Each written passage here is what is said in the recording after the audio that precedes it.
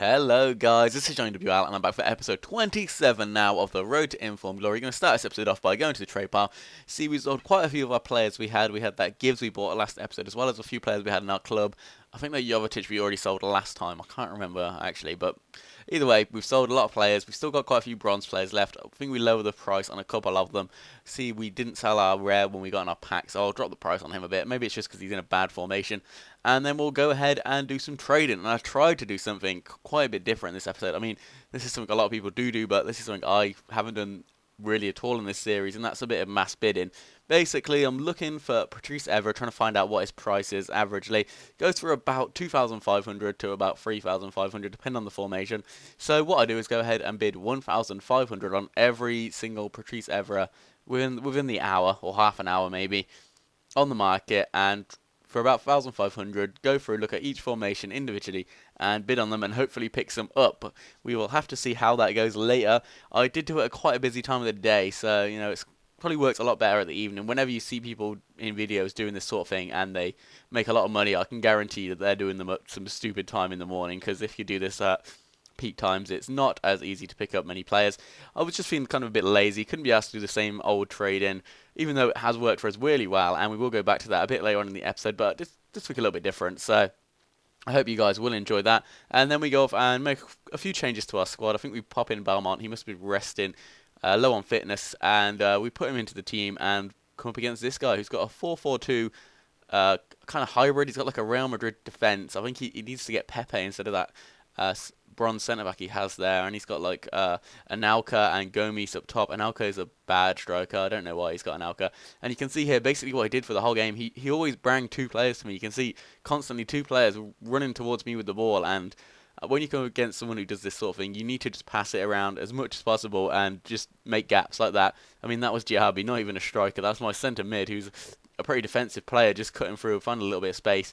Again, we find a bit of space with Hazard. Normally he scores from that sort of angle, but unfortunately the keeper saves it. Nevertheless, comes to Valbuena and he pretty much gets it into an open net. I mean, De Gea is not going to save that. And then, right before the end of the match, 90 minutes in, Remy gets the ball just outside the box and smashes it. Top corner, and he had no chance against that, and that is how the game finished. Like I said, this guy just brought his defenders to me all the time. I don't know if he just couldn't be bothered to defend, so he just held down A and RB. But we beat him. We pretty much dominated in terms of possessions. I mean, we had about 10% more than him and way more shots on target. This could have been a bit more than 3-0. I think I may have hit the post once or twice. But we go back to our club and we will see that we have messed up pretty bad on these Everett's. Not very many have sold.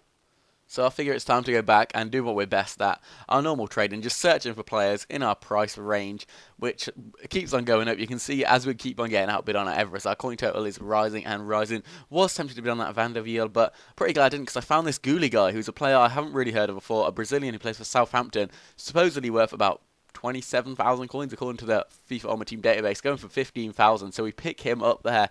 Really, really nice bit of profit this is going to be. Look at this. Less him up for 25,500. That's a 10,000 coin profit. That's not including the EA tax, so probably go down to about 9,000. But either way, really, really nice bit of profit there. Listed him up for an hour, and you can see we go back, just adjust our team around a little bit there, trying to get the chemistry up, ready for our next game. Swapping in any players that haven't got that much fitness. And then we go to the trade pile and we'll see he's sold literally 5 minutes maybe, and we've made 10,000 coins profit. You cannot complain about that. So I figure it's time to go off and do a bit more trading. Luckily, we've got nearly 40,000 coins now, so we can search for players a lot more expensive. One thing you've got to take into consideration when you're searching for players for around this 40,000 coin mark, or 30 to 40,000, is the EA tax is going to go up massively. It's going to affect you a lot more. I mean, normally if you're bidding on a player that's about 20,000 and you make a couple of thousand coins profit, the EA tax doesn't matter that much. You're still going to make a profit, but you've got to consider how much you can sell these players for and how much EA tax will take off. It's going to be about 2,000 coins at least. And we add this Blažekoski. I'm not sure if I've said that right. Luckily, he's been playing the Euros, so people have said his name quite a lot, on the TV and stuff. Otherwise, I don't think I'd have a chance of pronouncing it if I was just trying to read it. And he's the purple man of the match card. Did quite well in the Euros. I was quite disappointed that Poland went out because I thought they were a pretty decent team, but Either way, we picked this one up for 37,500. I thought he was going to go for about 45k. That is what the database told me. That is not always right, but we go off and search for him. This is what we normally do when I buy a player. Just go off and check the price instantly. If there's quite a bit of time between when I add them to my watch list and when they actually expire, I'll do this in between so I can get a good idea of how much I can pay.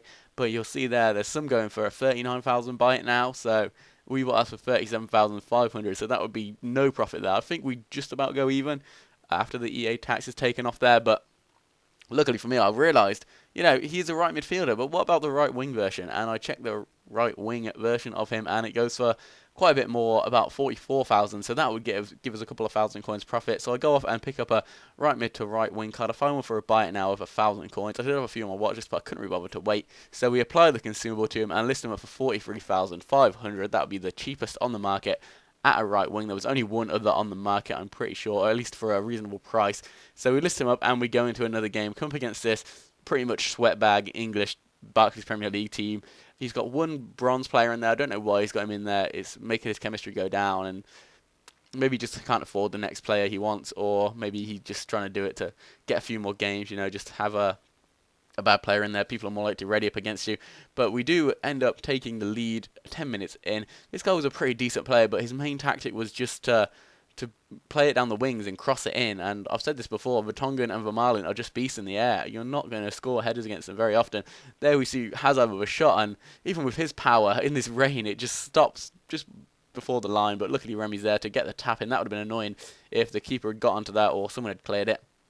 This guy was a pretty decent player. See, we're at the 70-minute mark and we're still only 1-0 up. We like to get quite a few goals in a game, but Belmont comes through the midfield. He's really great at just picking the ball up and sprinting forward, playing through players.